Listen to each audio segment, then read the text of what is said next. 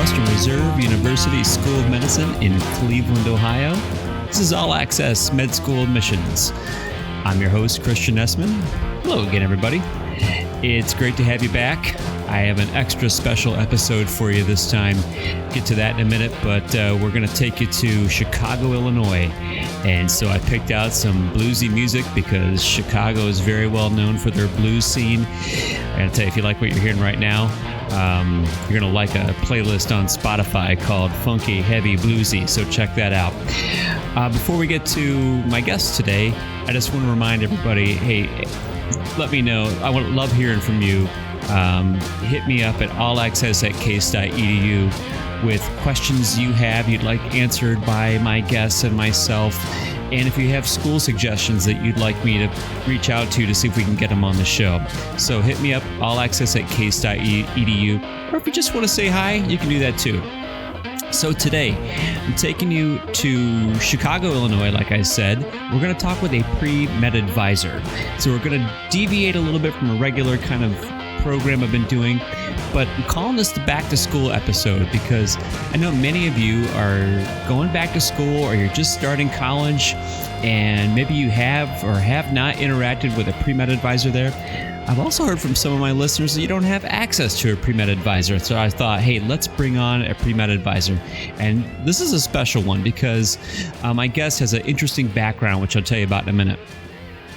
You're also going to be hearing in this interview from Dr. Mehta. She's the Associate Dean for Admissions here at our medical school. And if you listened to the Case Western episode a few episodes ago, she'll be a familiar voice.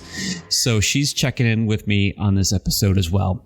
So let me tell you about my guest today. Her name is Joni Krapec, and Joni has spent the last 7 years as the Senior Program Director for Careers and Health Professions at the University of Chicago. Now, prior to this role, Joni was the Director of Admissions for the University of Chicago Pritzker School of Medicine. So there's the bend there. She did that for 6 years, and before that, she was a pre-med advisor at Yale University.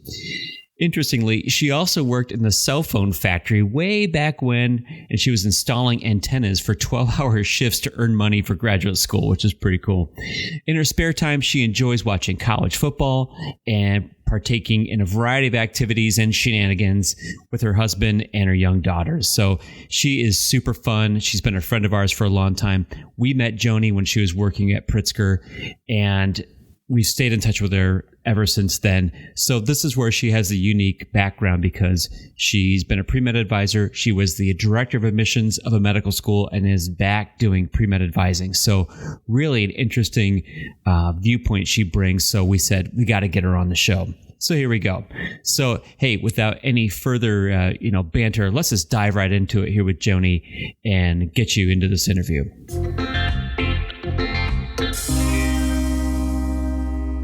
Well, hey, Joni, thank you so much for joining Dr. Mehta and I today. We really appreciate you taking some time out of your morning to come on the show and tell us everything we need to know about pre-health advising and being an advisor. I'm happy to be here. Thanks so much for asking. Oh, thank you. It's a pleasure. So before we kind of dive into the questions that Dr. Mehta and I have that we're going to bounce off of you here for a while, you have a unique background. And so let's start talking about how you've gone from admissions undergrad admissions to medical school admissions to now pre-health advising. Kind of walk us through your journey in this process.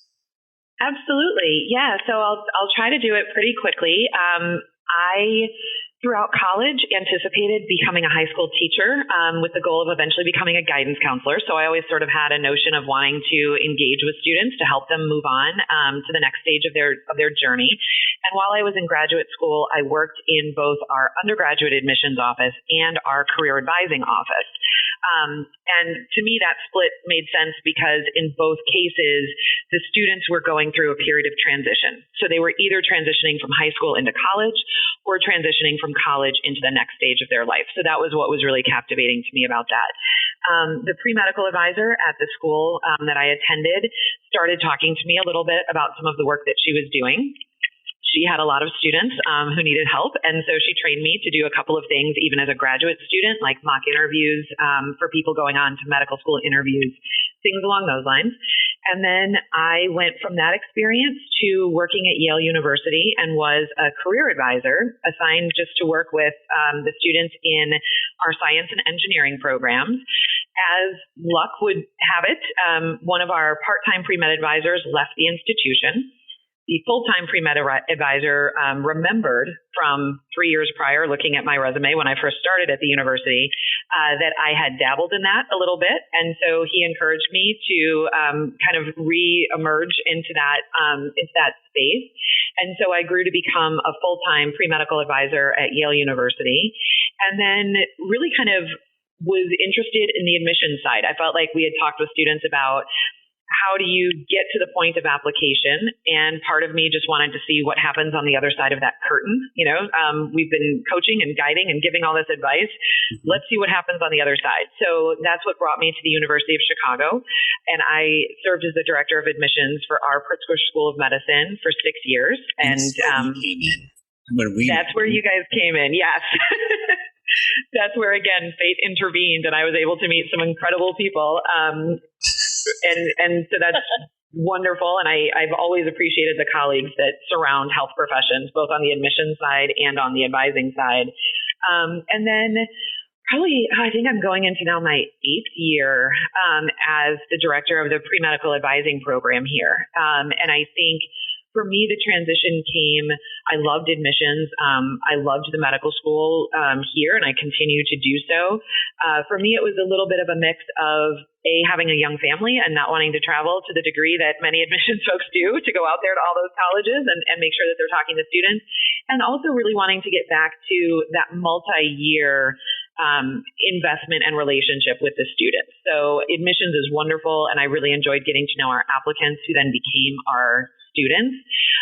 But I was really missing that whole pathway of kind of walking with a person through their journey from the time they start college to the time they're able to realize their dream and go on to medical school. So I switched back to the undergraduate side. And like I said, I'm about to start my 8th year in this role here. So it's very exciting. Wow. Well, we've all been doing this for a while. Yeah. Hearing your story makes it's impossible. I mean, we're all in our 20s. I don't know how we've been doing this for so long. We're all in our 20s. Try. So thanks for sharing your background with us. I knew it, but it was really cool for me to hear it again and to just think about how well-versed you are. You've got the 360 view of medical school admissions. So we know you're really dedicated to your career, and certainly we have known you for a long time, and the work you do is unbelievable. But come on, you got to have a little fun, right? What do you like to do in your free time? I like to do a lot of things. We actually just got a puppy 3 days ago. So at the moment, I'm kind of a sleep-deprived puppy mom. So I think, what kind of a puppy? We need to know what kind of a puppy. So she's a golden doodle. My husband is allergic to dogs, though has wanted one desperately for his entire adult life. So I always had golden retrievers growing up. So a golden doodle was the perfect compromise with that. Our children, increasingly, they are now in 4th grade and 2nd grade. We're leaving little notes around the house. Can we please have a puppy? Can we please have a puppy? So after a couple of years, we caved and we got them a puppy. So at the moment, that is occupying a lot of my time. But otherwise, the thing that I think is great about Chicago is that, yes, we do have, all of the chain restaurants, but we have so many great, unique mom and pop restaurants or amazing things to do, great park districts, concerts and festivals going on all the time. So I really like just exploring different neighborhoods and trying different places, trying different locations. Certainly, we're also huge sports fans, both on the college side and on the professional side. So we love going to Cubs games and Blackhawks games when we can afford tickets, because when the success of the teams increase, so do the ticket prices. But we love doing that and really just embracing what the city has to offer. Going to the lake, both on the Illinois side and also on the Michigan side, is fantastic and really close by, which is nice. So yeah, a lot of just enjoying life, and then also running around with all the kids' extracurricular activities and school and homework, and now adding puppy chewing on everything to the mix as well. Okay, you got a lot going on. Yeah. It sounds great. Well, Joni, since we have, I don't want to just jump into some of the detailed questions that Lena and I want to run by you, but let's just kind of start like the 50,000 feet view down.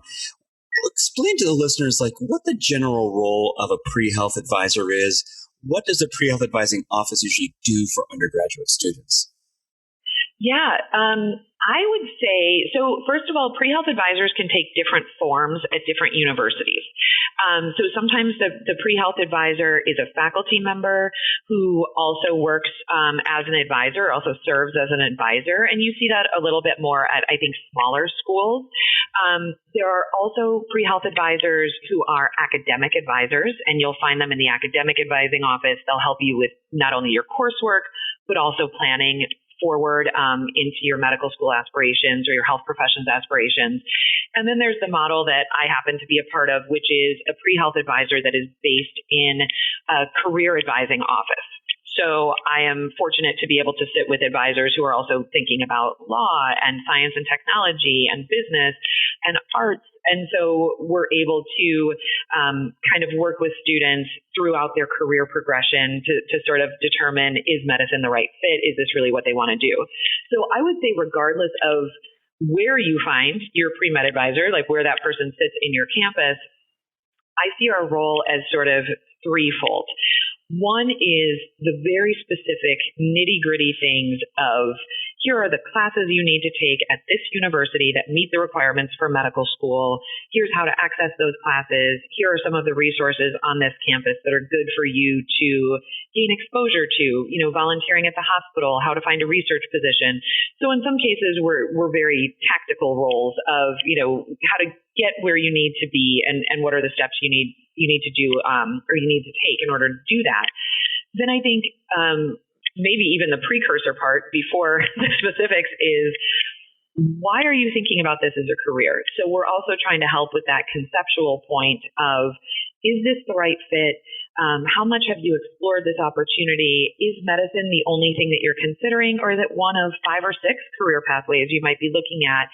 And how are you going to go about making that decision? How are you going to gain the experiences and understanding and perspective necessary to determine what you really want to do for your career pathway? So we often find ourselves having that level of really kind of counseling and coaching and advising role with the students of, why are we walking down this pathway? And sometimes students feel like they've known since they were 5 that they want to be a doctor, and they show me pictures of them in a white coat and a stethoscope, back from when they were a little kid. And that's read great. Those in essays too. Yes, which I actively avoid. But we'll maybe get to that when it's the personal statement comment. Yeah.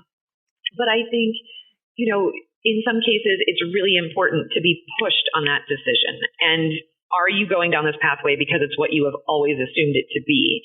And maybe you'll stick with it, and that's great. But we definitely want to push against that and make sure that you're making a well-formed, present decision of, is this who I am today and not just who I thought I would be years ago?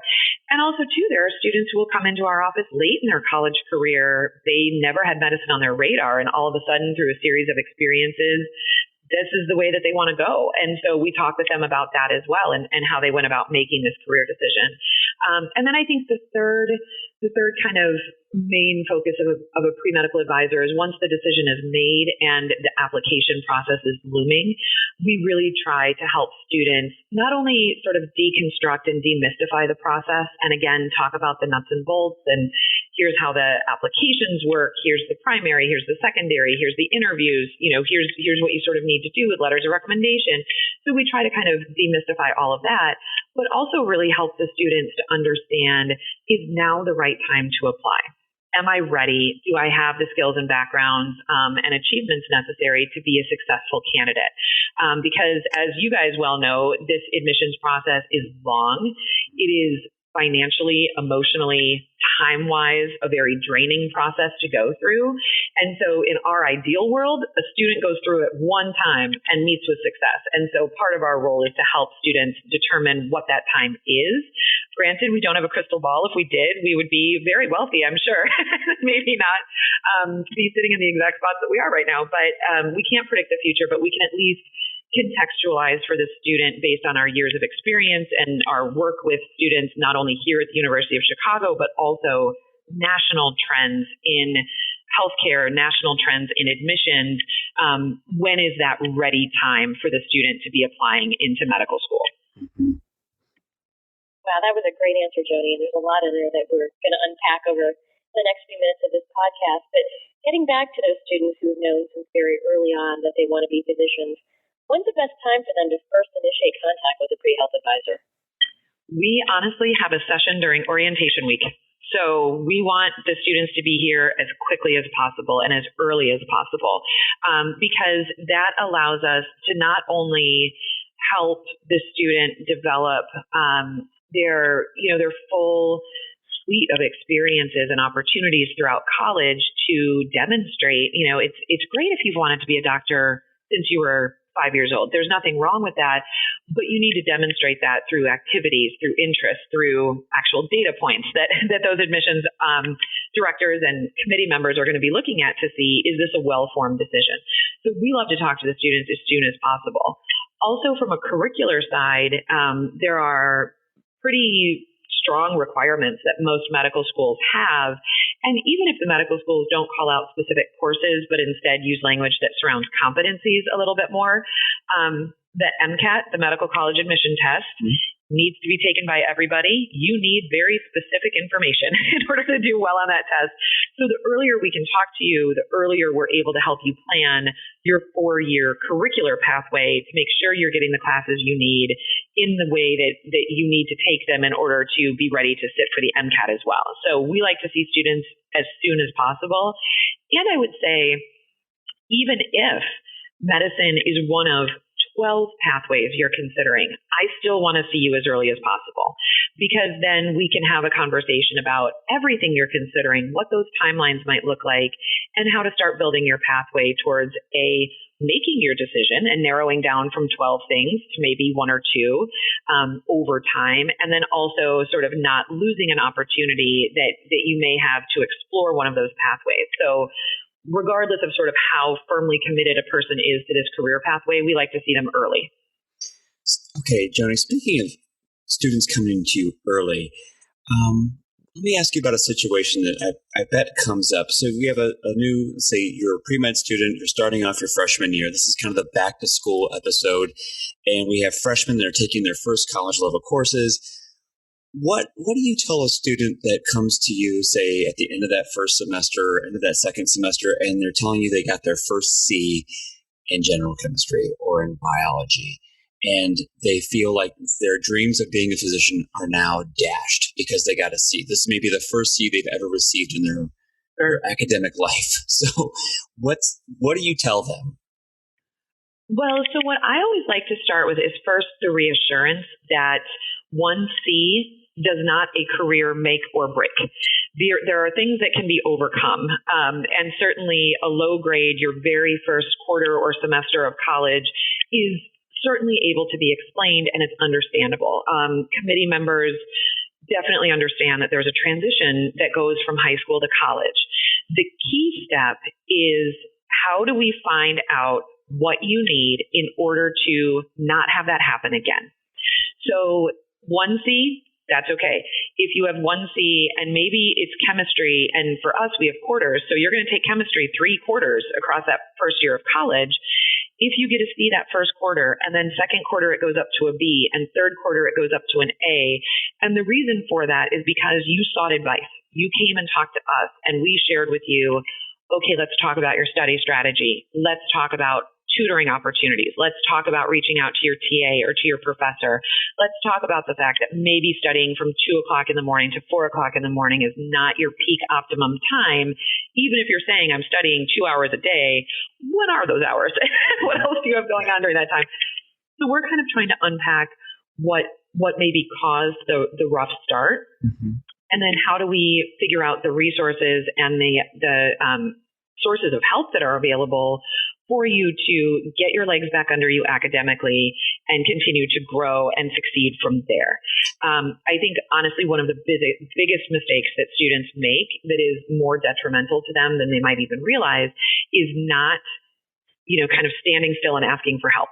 Yeah. There's kind of that expression, if you're digging a hole, stop digging. Mm-hmm. A lot of times students just feel like, if I put my head down, if I do more, if I push harder, this is all going to be okay. And it may be, but it's much better to kind of take that step back and say, okay, a little bit of a wake-up call. My instincts for how to be successful my first semester of college have not quite paid off. Let me ask people who have been around this place a little bit longer what I should be doing and how I should be retooling myself in order to kind of move forward in a successful way. If I could jump in here, I want to say that, okay, listeners just heard this from your end on the pre-med advising side. I can tell you that I think all medical schools would agree with you 100% that we see it the same way. That a C is not, is not going to ruin somebody's potential for getting into medical school if they have one C their first semester or second semester or something like that. That we're looking for that redemption. They, like you said, they've kind of stepped back. Maybe they retooled their study skills and then lock it in, and then see that increase in trend of their grades going forward. And in some ways, it's not a positive. I would never say that, but in medicine, we have to know when and how to ask for help. And so knowing that a student has gone through that and learned how to do it brings some reassurance to the minds of the admissions committee. It's a badge of honor to know when to ask for help. So that's something that's really important for college students to hear, I think. So while we're talking about the early college students, these are young freshmen or they're adults who are freshly deployed on the world. You ever have parents contact you? And do you think that's appropriate, or how do you handle it if the parent does contact you about their student? Yeah, so I would say, first of all, what's really important for both the parents and the students to know, and I express this right off the bat, is I am not actually legally able to tell a parent anything about their student. I can't so much as tell a parent that I have met their student or know who they are. And that is part of the FERPA policies that educational institutions are held to, which is sort of like, if you think about it, within the health professions, doctors are subject to the HIPAA policies, HIPAA violations that you cannot disclose patient information. It's sort of the educational equivalent of that. So unless a student directly says to me, I give you permission to discuss anything about my academic or career background with my parent, I can't tell a parent a thing. So all I could say is very general information about, well, here's how a typical first year might proceed in this situation. That's all that I can really say. My personal and professional opinion is the kind of worst way to demonstrate that you are ready to take on your collegiate experience as a well-functioning professional, budding professional person is to have mommy call and try to solve your problems. That's not the greatest way to go. Certainly, parents are an incredible resource for their student. They're often just as nervous as the student is about, what's going on and is everything okay and are we meeting with success. And so what I usually, try to encourage students to do is if your parent has a question, you as the student, come ask me that question and I can give you an answer.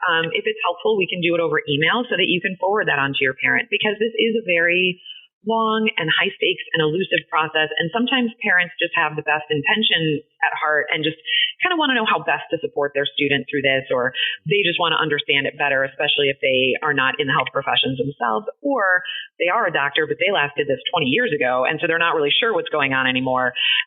So that's fine. And I'm happy to sort of help students navigate that information for their parents.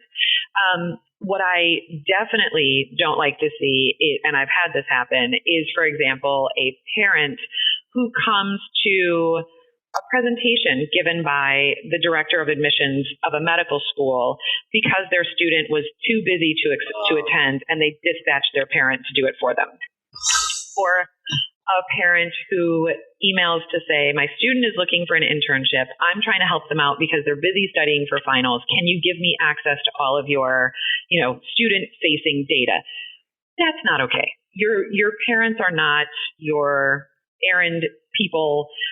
You're in college now. This is the first step of your professional career. You need to be able to handle your own workflow, your own priorities. Parents really should not be talking to us. Really at all. I'm trying to think of an exception where I'm like, yeah, that's okay. Partly because, we can't give a lot of really specific information. And also, too, because you need to demonstrate that you're a budding professional and that you're able to handle the opportunities and the responsibilities that you have as you're going through college. Yeah. I can maybe anecdotally, I'm sorry, Christian, we've had a few parents over the years call our offices too and say, "Oh, my poor child is too busy. I need to help them. Please give me all the information they need to have to apply to your medical school." And that's not a good prognostic indicator for us either, I have to tell you. Yeah. Mm-hmm. I was just thinking, Joni, when would parents want to call your office or get involved with an advisor? And I have to think it only be like very unique situations where it might be a health issue or a medical issue that their son or daughter is going through that they need to kind of, help their student out in that kind of way. Like they're going to be out of school for a while or something like that. But otherwise, right. Otherwise, no. And again, I can't say. So if a parent calls me and says, "I'm worried about Jenny.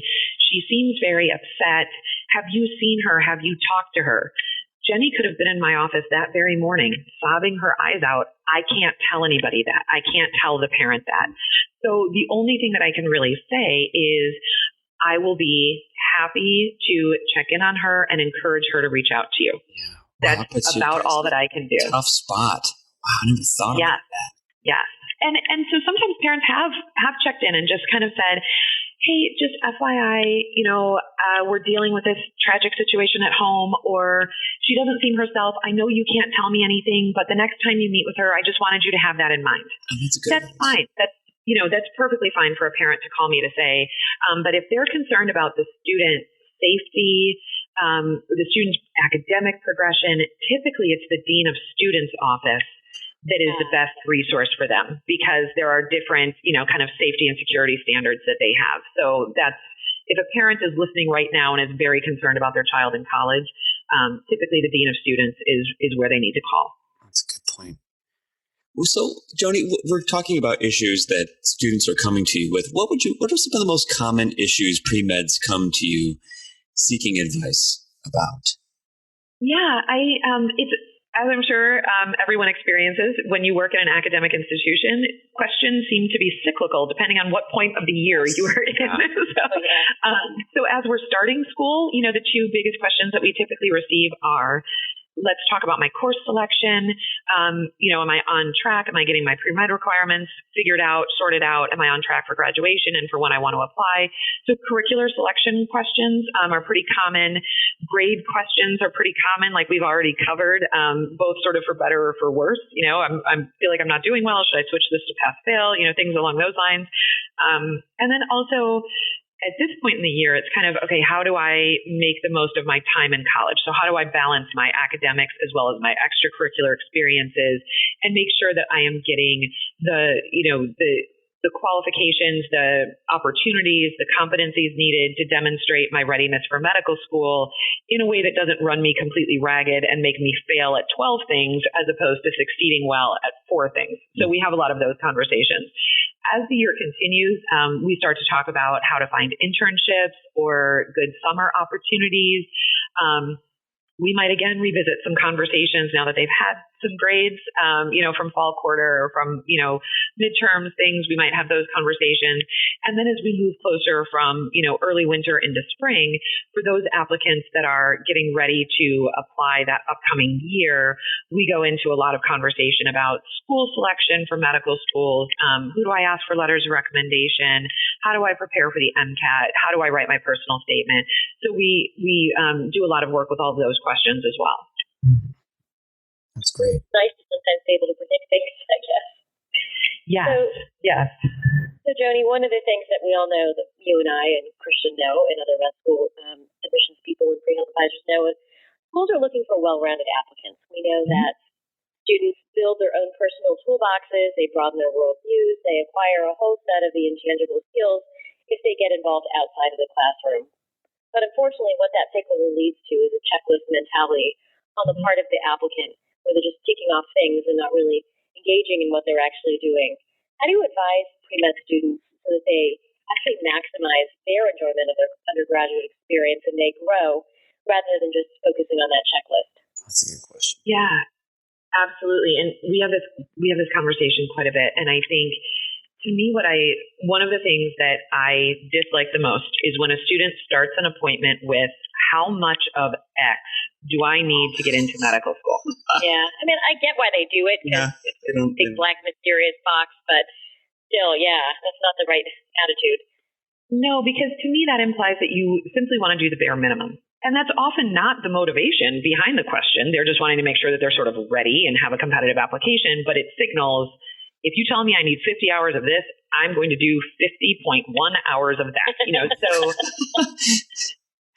I think the way that I always approach the conversation is to say, from my own experience with admissions, from the admissions directors around the country that we speak to, when a student says, what makes an application really jump out to an admissions committee member, the answer is a clear, compelling passion. And that's hard to define, but we know it when we see it. We know when we read an application that the person is really engaged and really passionate about what they're doing versus an application that reads as though the person is just kind of phoning it in. And so what I try to kind of go down with a student is there are a multitude of different ways to be a physician.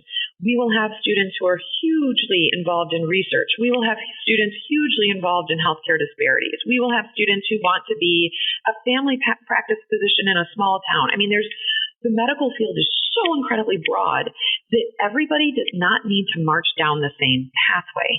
It's really important to figure out why are you doing this and what is the motivation that you have that's not only going to lead you through the next, 4 years of college and through the admissions process, but lead you for the next 40 years of your career, and how do you demonstrate that passion? And I also try to acknowledge, the thing that is sort of both the joy and the pain of trying to prepare for a career in medicine is that on the one hand, I'm telling you, follow your passions, live your dreams, go after what's most exciting and important to you. But on the other hand, there is this sort of judge and jury admissions process that you are also going to need to go through. So I understand the dichotomy of that and of saying, like, do what you want, but here's the stuff that they're looking for. So yeah, I think just acknowledging that, I think, is helpful. And so what I try to speak about are broad categories. So, medical schools like to see intellectual curiosity and a desire to continuously learn and to grow in your knowledge of sciences, of humanities, of working with people. So here are some ways that a student might demonstrate that. Admissions committees like to see a incredible academic background so that they know that you're able to handle the rigors of medical school. Here's how we show that. So I go through, those kinds of steps. And, broadly speaking, why do you want to be a doctor? It's amazing that students will say, well, I did all my volunteering in high school. No. You need to keep going because you're continuing to grow and change and be influenced by your collegiate career. We want to see you continue to engage in those things as well. You don't say, I volunteered 4 years ago, now I'm ready to start medical school. Nope, need to keep that up. So we talk about those broad categories and kind of let them understand the spectrum that they're able to sort of engage with and that we encourage them to engage with. And also to say, whereas maybe the secret for success in high school was doing a million different things so that your resume was 14 pages long, medicine is a marathon, not a sprint. So the more you're able to demonstrate, I engaged in this thoughtfully and compellingly for the last 2 years. I, did a research experience for a full-time summer and continued during the academic year to see my project continue to grow and change and meet with success and be refined. That is much more compelling to a medical school than I, checked in with 15 different student organizations. So that's kind of the way I approach the conversation, which sometimes is hard because, again, it's not, if you do this, you will gain entrance into medical school. And that's an uncomfortable uncertainty to settle with. But the more a person is able to show those passions and to know what they want to do with medicine, the more they're able to apply to the schools that meet that and that will allow them to do those goals. And so the fit is more obvious for both sides. And also to, again, jump off that application, jump off that page and to see I'm a person that has great passion, great interest, great excitement for what I'm doing. And that then speaks to the admissions committees as well. Oh my gosh. I've been trying to hold myself back because I think I'm nodding my head emphatically and I want to yell in like, yes. Amen, sister. Everything you just said there, that was exactly what we're thinking about. Oh my! So, Joni, we're talking about students that come to a pre-med advisor's office. What are some of the the pitfalls you see pre-meds kind of fall into, where you like put your hands in your face and like you shake your head back and forth like, oh my gosh, here we go again. And what things do you see students kind of get caught up in? You're like, oh, come on. No. Yeah. I mean, I think one of the biggest is not asking for help. We already talked about this. Not asking for help as soon as you need it, and just continuing to make the same mistake over and over and over again and hope that someday magically it's somehow going to fix itself. It just doesn't work. That's not the way that life goes, unfortunately. So one needs to ask for help as soon as they know that they need it. The other thing that I think is difficult is when a student comes in really kind of bullheaded and narrowly focused, that this is exactly what I want to do, and I'm unwilling to explore any additional opportunities, perspectives. I mean, to me, and granted, I can get up on my soapbox about why higher education is important and what is the role of college. Mm-hmm. To me, the biggest thing that college does for you is expand your horizons. And if you're not willing to take advantage of that, especially in an institution like this, which is private and expensive, you're paying a lot of money to go here. Take advantage of the professors. Take advantage of the students around you. If your roommate is doing something that you have never thought about considering, and he or she says, hey, do you want to come with me? Go. Go with them. Go explore, experience different things. Don't come in at the tender age of 18 and say, I know exactly what I want to do, and put your head down and just push through it. Certainly continue to follow your pathway. That's great, but leave yourself open to other possibilities. And so I think, kind of more from a concept standpoint, I really like to see that open-mindedness and that willingness to try out something new and to take advantage of the opportunities that you have here. From a very kind of nuts and bolts things that drive me crazy, which students do as well. When we send you an email that talks about a process, a procedure, a great event that's coming, whatever, and you don't bother to read it until you ask me a question about it, that's kind of annoying. Realistically, we have here 3 full-time advisors. On an average year, we are engaging with over 900 unique individuals. So if you think about that, so we need to mass communicate.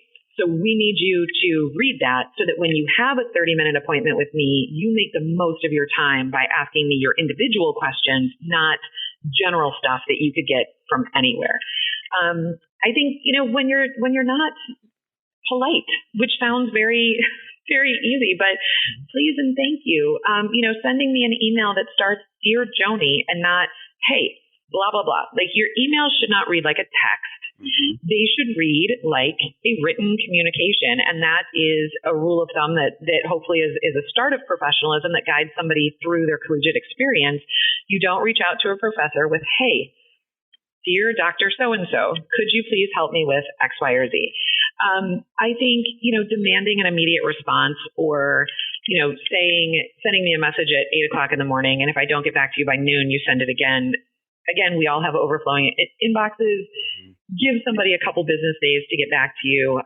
Understand that we're not up at 2 o'clock in the morning. So if you're sending me an email at 2 in the morning and you're saying today or tomorrow, I don't know which day you're actually talking about. Are you still on your Wednesday evening, even though it's actually Thursday morning? How is that working? Or emailing over the weekend and expecting a response. Many of us who work at colleges and universities are also balancing family life, and so we have to navigate between those things. So that's something that I think is important to keep in mind, that you're now working on a business hours sort of world, and so treat that respectfully. Don't demand immediate, last minute sort of opportunities or requests. And read what we send you, and that way we can make the most of our time together. And I think, the other thing that sort of goes with that is when students actively fight the advice that we give them, or it's not the answer they want to hear, so they just continue to ask multiple people, either within the university or outside of the university, and then kind of fight back with that advice. Realistically, we've been doing this for quite some time. We've had hundreds, thousands of students who have gone through our doors. In theory, you're coming to me because you think I know something that you don't. So if you're asking me a question and I give you an answer and your immediate instinct is to fight back and say, I don't think that's right, it just sort of sets up a more tenuous relationship than we should really be having. It's, critical inquiry is great. We're at a liberal arts institution that is known for that, and that's fantastic. But you don't want to kind of constantly be fighting back from advice, because it gives the impression that you're not open to hearing what we have to say, and to some extent kind of, wasting time on both of our sides. If you don't really want my opinion, Right. then don't make the appointment. There's a lot of wheel spinning. That kind of dynamic is a lot of just spinning your wheels. Exactly. Before we move on, I just want to interject and just say, I think you mentioned, Joni, that there are 3 staff members that service 900 students, and I think that what's important to point out is there are not a lot of pre-health advising offices that have multiple people. I mean, it's very sometimes bare bones kind of departments or staffing that are doing this, that are providing this service to their undergraduate advisees. And so I think your point should resonate with people that, you guys have a lot on your plate. And so there's multitasking going on. Yeah, so for them, this is a partnership, and so they have a responsibility on their end to just read the emails you're sending out. I mean, even we do this thing that we spend a lot of time on communications, like crafting emails and making sure they're pithy and they're getting the right messages across. I'm sure you're doing the same thing, like so that students can get the message and read it, get the information they need, and not have to waste time with you, or just make sure they're doing their part in this partnership. Does that exactly make sense? Yeah, absolutely. And I just was thinking about that actually as you were talking. I was like, this is why we're friends. This is why we've been friends and colleagues for so long. Like, we have the same viewpoint on that. Yeah, I think most of us do. But all those points you raised are good ones, Joni. Ones that will carry students through their professional lives if they adhere to some of the tenets that you alluded to. So listen to that, you guys. So let's switch a little bit maybe to some nuts and bolts. So students decided that they want to apply to medical school. How do they get on that? When we know the application, and from our end, we're at the other end of it. We know it can be a bit of a bear. How do students get into the swing of getting their application ready for med school?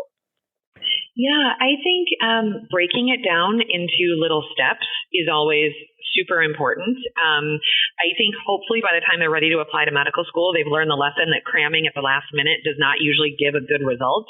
The same can be said for the medical school application. So your listeners probably know, or maybe not, that the primary application opens to them on May 1st. And then they can submit typically by end of May, early June. And so what we try to encourage is that entire academic year leading up to the application opening, we're working on things. We're working on personal statements. We're talking about letters of recommendation. We're talking about, how do you select your schools? We're talking about your MCAT score. What is your viability for applying during this year? And so the more that we can break it up, the more that you deliver a good quality product and are able to recognize errors, recognize typos in your application, recognize when something maybe doesn't make logical sense. But again, at 4:00 in the morning, it read beautifully to you, maybe not in the light of day. So really, I think just breaking things down. And along with that, not only the tangible writing of the application, but to think about, do I have the time to do this now? Do I have the time to do this well? When I think about gloriously, hopefully, that throughout the summer, I'm going to be writing secondary applications. And then throughout next year, I'm going to be doing interviews. Have I left time for that? Or am I, in a gap year working in a consulting job where I travel 5 days a week all around the country? How are you going to put in medical school interviews to that? So, being able to kind of approach that not only with the writing, but also just the process as a whole. Do I have the time to do this? Do I have the financial resources to do this? The process is expensive. Sometimes there are students who need to work for a little while in order to afford the application process. And I kind of personally hate that. I wish there wasn't that barrier. Realistically, these are all businesses. Money needs to happen. And the American Association of Medical Colleges has a fee assistance program. So I try to talk to students about that. And maybe it makes sense to take the time to go through that application process to know if you're going to get financial support, in order to keep moving forward with your application. And sort of, am I emotionally ready for this? The thing that is a little bit, I don't know, different from when we all first started doing this is back in the day, everything was communicated pretty much by written letter. And so a student could gear up when looking at their mailbox to say, am I ready for whatever is behind this little door right now? It could be 5 rejections. It could be 3 offers of an interview. Am I ready for that? Now everything is coming through email and, portals. And so you could be sitting in a class and all of a sudden your phone lights up with an interview invitation. Great. It could be a rejection. Not great, especially if you need to do a presentation in 2 minutes, for a grade in your class. So seeing, do you have kind of the mental, emotional stability at this point and the support networks at this point to be ready to go through both the ebbs and flows and the highs and lows that are going to be a part of this process? Those are great points. I didn't think about some of those, like how instant our notifications are. The students want them as quickly as possible, but sometimes they don't come at the best times. Right. You can filter it selectively. Yeah. So talking about doing things in segments, so doing the application process kind of in segments, I think our next kind of subsequent questions here are in that same vein. Joni, one of the things that we hear on our end, and I'm sure you do on your end, one part of the application that just causes a lot of angst is this blank personal statement, like this blank sheet that's, virtually staring them in the face. How do you advise students when they come to you about what it takes to write the personal statement? Yeah. One of the things that we honestly try to encourage, which is going back to an additional plug for seeing your advisor as early as possible, is that as you go through college, as you're going through your experiences, keep a little journal. If you have a day your sophomore year where you come home from X experience, you're like, God, I don't think I want to do this. Write down why. If you have that same day and you are skipping home and saying, oh, I can't wait to be a physician, write down why. And hopefully those kinds of reflections will help as you think about your personal statement. I think, the prompt for a personal statement is so elusive. Just write a personal statement. You have 5,300 characters to do this. So that doesn't provide a lot of certainty. I think what I try to say first and foremost is this is not a position paper. This is not a, soapbox or diatribe about the state of healthcare today. It is a personal statement. So you need to be in the statement. You don't want to write about a great doctor that you observed. And the entirety of your statement is all about what an amazing person he or she is. You could use that as a little bit of a nugget to then talk about how you wish to approach your patients, how you're thinking about your career in medicine. But you want your personal statement to focus on you. I am a big fan of working backwards. So thinking about what you want the end result to be and then move forward from there. So after an admissions committee member reads this statement, what are 3 things you want the person to know about you? Maybe it's a skill, maybe it's a source of passion, maybe it's a career goal, but what are 3 things that you would want that admissions committee member to be able to kind of put down your application and say, okay, Jenny is X, Y, and Z. And I say 3 just because that's what most people can remember. So that's part of it. And also, yes, back to those teaching days. And also, too, that you cannot, in 5,300 characters, fully develop more than 3 ideas. You don't want your personal statement to read as though it's your resume in sentence form as opposed to bullet form. Committee members want to see why, not just what you did, but why did you do that? And how is that influencing your career goal, or how is that influencing the type of doctor you believe yourself to be? So if you start with those 3 things that you would want them to take away, that you would want them to know about you, then think about, okay, for each of these 3 things, what is a way that I can show and not just tell? So if I'm trying to make you walk away from this knowing that I am a person that is deeply compassionate about addressing disparities in healthcare, how can I show you that I've worked on that? Did I volunteer at a free clinic near my university and translate for people that were not native English speakers? Did I work on a research project that sought to identify challenges faced by, Native American populations living on reservations in accessing healthcare? What have I done to show you my engagement with that point? So that's usually kind of where we start with it.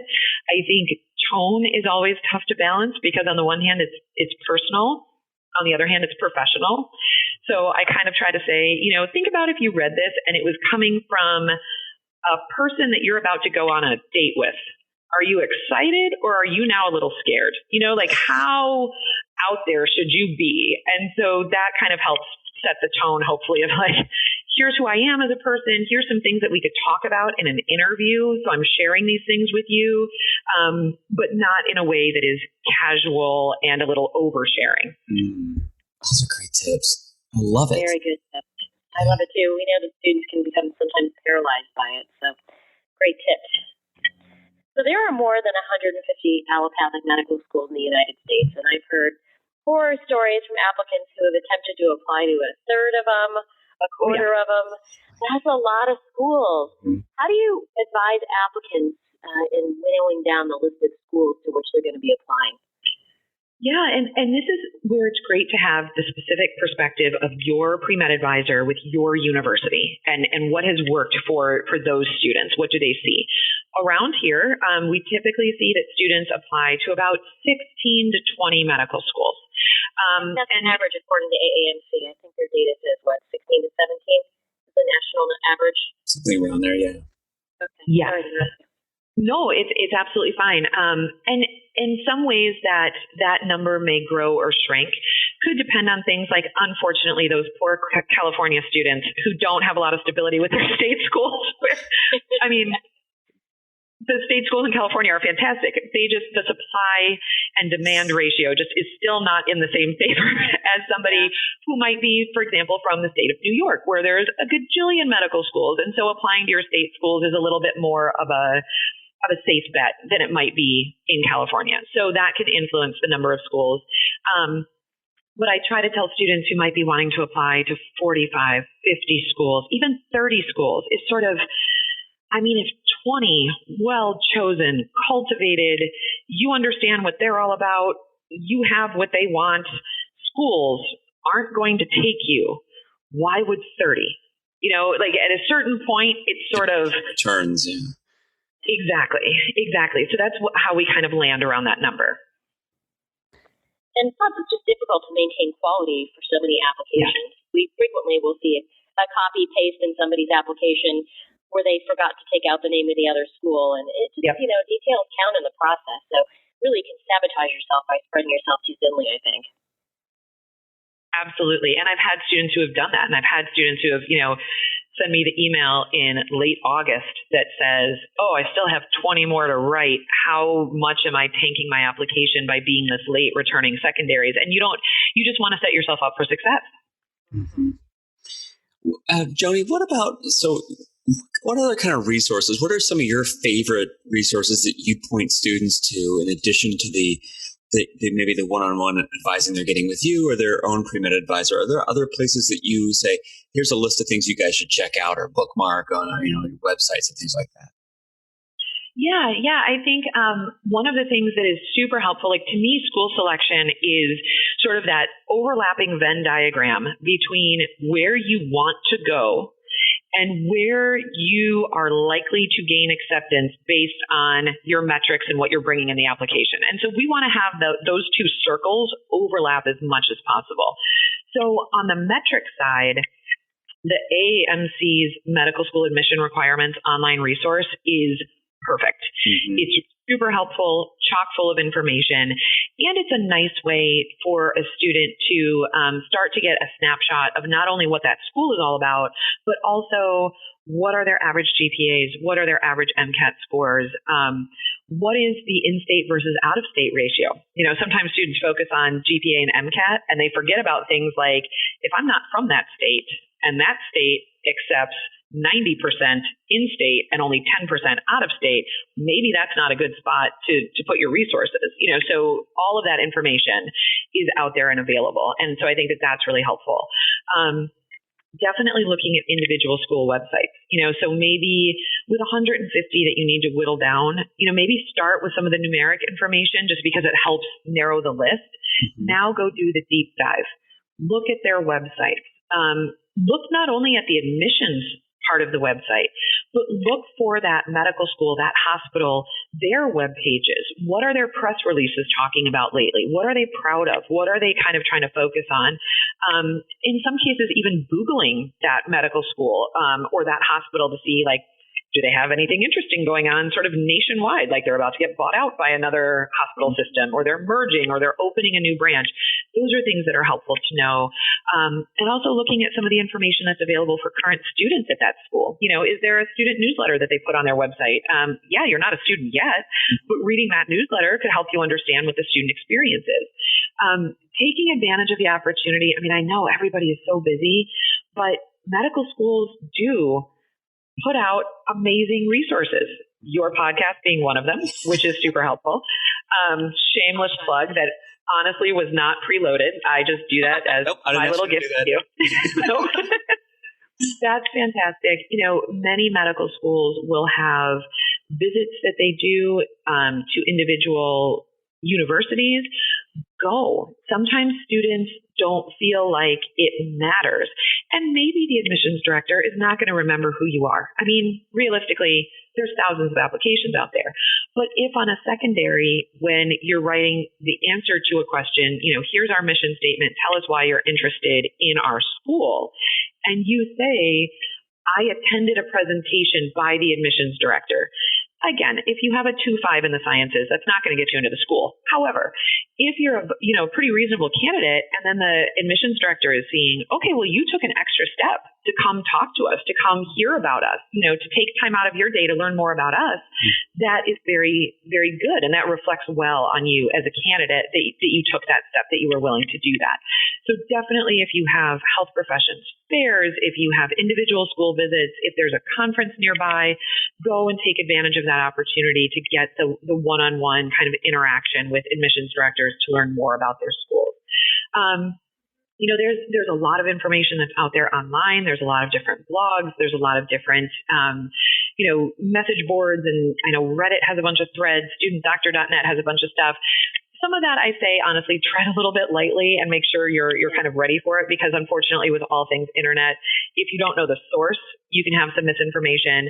If you unfortunately delve too deep into comment sections, they can be a very toxic place to live. So I try not to do super deep dives in those, but sometimes there's nice kind of general information that are on those sites as well that can be helpful in learning more about the schools. Yeah, there's a lot of good resources out there. So what would you say, Joni? You've given us a ton of great information. What would you say to the applicant who doesn't have access to a pre-health advisor? What can they do? Yeah. So they do have access to all of that stuff that I just talked about. That's all open to the sort of general public. There are two things, I guess, that I would kind of center on or think about. One is advisors love working with students. We have our own professional association, that is the National Association of Advisors for the Health Professions, so NAAHP. The website is naahp.org.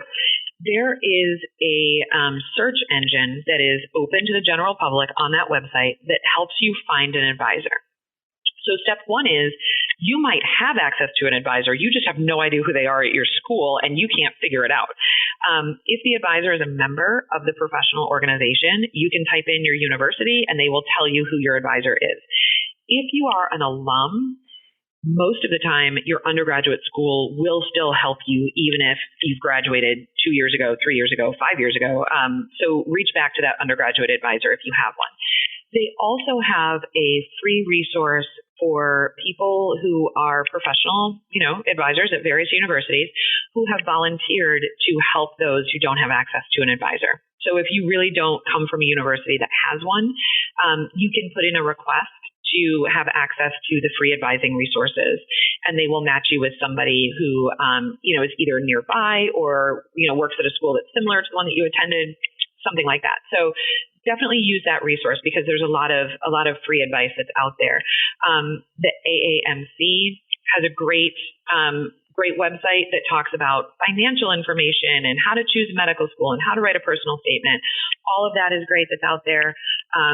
There's also a series of pre-medical advising companies or sort of professional advisors. So people who, for a fee, will provide you with advising, and it's sort of like a private consultant.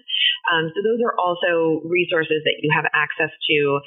With all of these, I always give the caution of knowing who you're interacting with. So if you want to engage the services of a private advisor, first of all, they're generally quite expensive. So that's something to just kind of be ready for or be mindful of. It's also good to kind of know what that person's background is. How many years has it been since the person has been in a professional advising role? Have they kept up on what are the national trends in admissions? What are the national trends in medical education? Is it a person who is maybe a former medical student or a current resident who is kind of giving advice, but it's based on their sole experience and maybe what they've heard from friends? It's not to say that that's maybe good or bad. Maybe that is what you're looking for, but it's important to know what is the perspective that the individual has before you potentially sign up and pay quite a bit of money in order to get their advice or to get their resource. If it's a person who's a retired faculty member who went to medical school 35 years ago, a lot has changed. So just make sure you kind of know that the person has stayed consistent and you know where they're sort of getting their information so that they can give you advice for applying to medical school in 2020 and not 1980. Yeah. I love these pieces of advice, Joni. And one thing that I want listeners to know is that she mentioned the NAHP, and they have a conference every other year.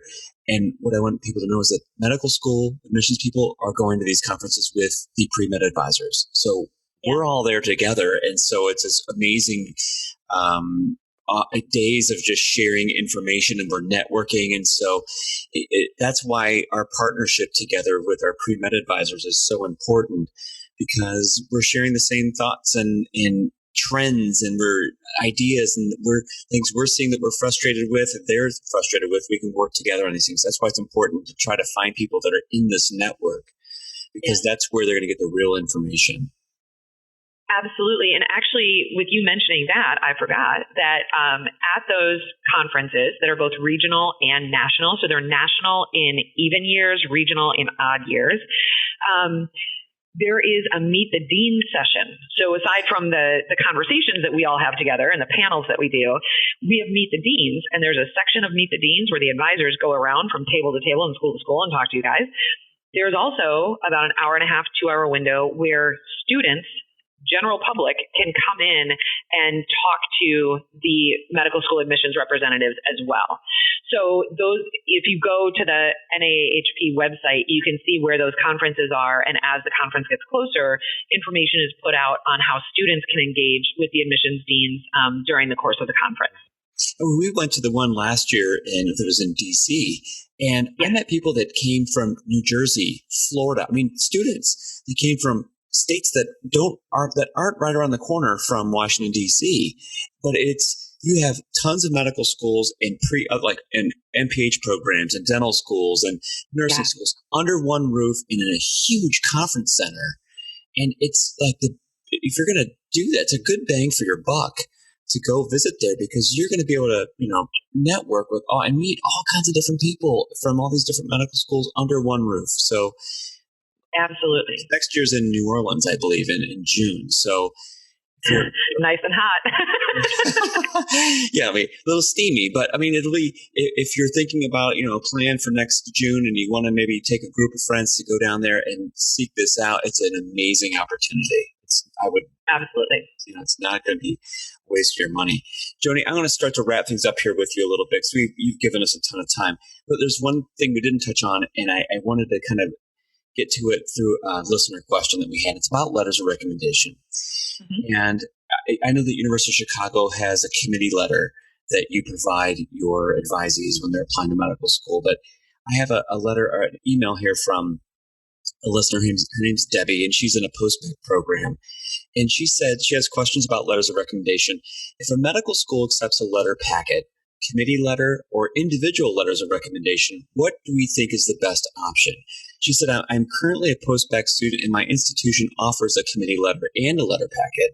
but she's worried that the advising committee may not have time to get to know me well enough because she works full-time and has a heavy course load to be able to write a sincere evaluation of her, and the additional letters of support coming from professors and supervisors and coaches may be better. What's your perspective on that, given that you offer committee letters? Yeah, I think one is to do a little bit of self-education on what the committee letter process is for your institution. So that takes a couple of different forms that I'll tease out very briefly. One is it a committee letter that is sort of our summary evaluation of your experiences in college and beyond that is accompanied by full letters of evaluation from individual people that you've asked? So it would be our committee letter plus your full letter from your supervisor, from your professor, from your coach. So the medical school is getting all of that. Sometimes the committee letter is more of what's called a composite letter, where yes, you send full letters of recommendation to the committee, and they sort of tease out specific quotes or portions of those individual letters of recommendation, and that's what is sort of compiled into that composite letter. So it's kind of a mix of their summary as well as some of the quotes from the people that you have solicited letters from. So if you sort of feel like your individual recommenders would write very robust letters for you, you might just want to know, is the medical school seeing the full letter or are they not? So that's kind of step one. Step two is, what is the committee letter process at your institution? So for example, ours is designed so that even if we have never met you before in your life, we have a series of deadlines and materials and essays and an interview and all these different steps that you provide, you write to us, you submit it to us, so that no one has any idea if we have just met you, because we have all the information we need to kind of provide a similar committee letter that we would for somebody that we've known from their freshman year onward. So I would look into what that process is and if the process lends itself to getting to know you. But the point that the listener raised about, do I have time to do that and to do that well? First of all, that harkens back a little bit to our earlier conversation of, do you have time for this whole process of applying and of writing good personal statement and good secondaries and all of that? Also, too, if your university provides a committee letter and you choose not to use it, sometimes that signals to the medical school that you don't either sort of like to follow rules, you don't value the advice or experience or opinion of others, or that maybe you missed a deadline and so you no longer qualify for it. Or in the extreme cases, sometimes maybe that means you're trying to hide something that was an institutional action or an infraction at that university. And so you want to kind of know, are you inadvertently saying something to the medical schools by not getting a committee letter if you are eligible for it? So that's something also to kind of keep in mind with that. I would also maybe explore, does your post-bac institution write a committee letter? It's not uncommon, for example, for our students that even though they could get ours, we always recommend whatever your most current academic institution is, they should be writing because they know you now. We knew you 3 years ago. So that would be something else to look into as well. So I would kind of explore what the process is for getting that committee letter, what it might signal if you don't get one. And then, again, that sort of time constraint question of, do you have time to do all of this if maybe even the committee letter process is a little bit too taxing? Yeah, you raised some phenomenal points there, Joni. We do wonder when we see an applicant from a school who's well known for robust committee letters, why there isn't one. Are they trying to hide something? And then, of course, your point about, do you even have time for this process if you can't make time for the committee letter, which is just one bit of it, is really a strong one as well. And from a med school perspective, we like committee letters. We think that the committee letter writers generally have a broad context of the applicant pool and who they're seeing, whereas frequently when you get a letter from, let's say, a non-committee letter, a physician or a PI or a TA or something, they may have an N of 1. You may be the only pre-med student they've ever written a letter for, and it's sometimes more difficult to get context. That said, individual letters are fine too. We understand that. But if you do have a committee at your school who's willing to write you a letter, we would always advocate for you to go to them. Yeah. I want to stress one thing, Dr. Mehta, you just said, that we know there are some universities that they they just don't have the type of advising structure where they're able to offer a committee letter. And I don't want, if there are listeners at that particular school, like, oh my gosh, I have no shot of getting in now because we've been talking about committee letters. Medical schools know this, like that. We know that there are institutions that we're only sent individual letters from there. So I think don't worry too much about it, but just know that you have to identify good letter writers that can write about you objectively and that know you well in that situation to be able to provide us the background that we're looking for in those particular letters of recommendation. So we get it. We get it. Absolutely. And to just piggyback on that for 1 second, definitely when you ask for a letter of recommendation, please listen to what the person says. If the person says, gee, I don't know if I have time to write you a good letter, it may be that person gently trying to let you down to say, I'm not going to write you an overwhelmingly positive letter. Or if the person says, I don't believe I know you well enough to write this letter, your response should not be, I'll make it as easy as possible for you. I'll send you all this information. Listen to what they're saying. And that they might be trying to signal that they actually don't wish to write you a letter or don't feel that they can do a good job for you. And so you want to thank them for their time. You want to listen to that and then select somebody else that is eager, that's like, oh, great. You know what? I know who you were in my class. Why don't you send me your resume so I have a broader scope? But yes, let's talk about it. This is great. Blah, blah, blah. You just, again, you want to listen to the advice that you're being given. And if the person's like, gee, I just don't have time, my cat has an allergy, like whatever the person is saying, please just listen to that and take that advice as them trying to let you down easy. That is excellent advice, and I have to tell you that I have used those same words myself when I've been asked to write a letter for somebody about whom I didn't feel as positively as they would have liked. So yes, those are excellent words of advice. Joni, this has been incredible. What a great, I'm really happy that this conversation we've been having here. And I think we've taken up a lot of your time. And I just want to, this is a great way to put a bow on it. You, I think, have been speaking for a lot of advisors out there. And it's very clear that you have a tremendous amount of experience in this. So I hope that students that are listening to this really go back and listen to it again, maybe, and just kind of let some of your responses soak in a little bit, because I think Dr. May and I are nodding our heads back and forth, your comments, because they resonate with medical schools. And so thanks so much for coming on. It's been awesome. Oh, I'm so glad that this was helpful. And thank you for inviting me. It's always really fun. We all, I think, get mired down in our day-to-day and what comes next. It's really fun to kind of take a step back and think about, in an ideal world, what does this relationship look like? And what does an advisor do? And what is a student's responsibility? And how does this work out in the best possible way so a student is making a good, well-informed, exciting career decision and then meeting with success and being able to live out their dream of becoming a doctor? Well, listen, we're going to have to get together sometime in person. Thank you so much for coming on, Joni. Either in the Windy City or in the Clee, one of those two. Yeah. Either way, I'm there. All right. Thank you so much, Joni. We'll see you around. Thanks, Joni. See you soon. Sounds good. Thank you, guys. Bye. Bye.